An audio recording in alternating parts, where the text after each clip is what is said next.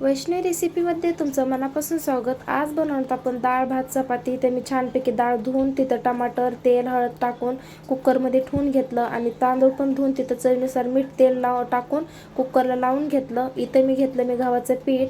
आता छानपैकी मी चाळून घेतलं। तिथं आपण चवीनुसार मीठ ॲड करू आणि एक पळीभर तेल टाकून घेऊ, म्हणजे कसं सॉफ्ट आपलं पीठ तिंबल्या जाईल। आणि थोडं थोडं पाणी टाकून हे पीठ आपण छानपैकी मळून घेऊया। हे बघू शकता तुम्ही, ह्या प्रकारे पीठ इथं मी छानपैकी मळून घेतलं। आता आपण डाळ बनवण्याची तयारी करून घेऊया। इथे मी सांबार घेतला बारीक चिरून, कढीपत्ता लसूण। डाळ पण आपली छानपैकी अशी शिजलेली आहे, बघू शकता तुम्ही। आणि इथे मी घेतलं कढई, त्याच्यामध्ये तेल टाकून घेतलं। तडका देण्यासाठी मी जिरं मोहरी टाकून घेतलं थोडंसं। ते लालसर असे झाले, तडका उडले आपले जिरे मोहरी, लगेच आपण तिथं लसूण टाकून घेणार आहोत छानपैकी कट केलेली बारीक। आणि लगेच आपण तिथे कढीपत्ता टाकून घेऊया। लगेच मी तिथे 1 चम्मच लाल तिखट ॲड केलं, हळद पण ॲड केली तिथे मी थोडंसं। आपण इथे जे मसाले लागणार ते सगळे मसाले ॲड करूया। इथे हे बघू शकता तुम्ही, चिकन मसाला मटन मसाला हे सगळं बारीक चिरलेला सांबार पण ॲड करूयात आपण। आणि डाळ टाकून घेऊया। हे बघू शकता तुम्ही। आता आपण डाळ इथे ॲड करूया। हे थोडीशी डाळ आपण ॲड करू, मग सगळी डाळ टाकून घेऊया।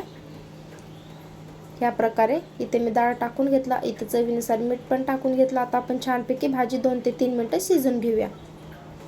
चला तर मग आता आपण पोळ्या बनवून घेऊया। आता हे मी पोळी बनवून घेत आहे। ह्या प्रकारे आपण पोळी मस्तपैकी लाटून घेऊया आणि तेल लावून घेऊया, म्हणजे कसं ह्या प्रकारे, म्हणजे कसं आपले पोळ्या जे आहेत ना ते सॉफ्ट असे होतील।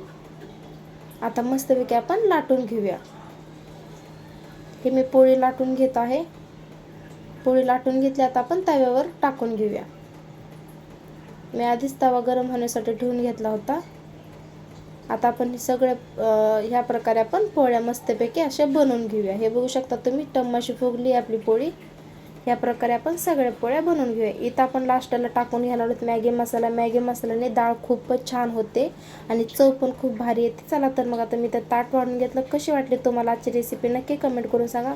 चला तर मग आता भेटूया पुढच्या व्हिडिओमध्ये। जर तुम्हाला हा व्हिडिओ आवडला असेल तर नक्की चॅनलला लाईक करा, शेअर करा आणि सबस्क्राईब करा। थँक्यू।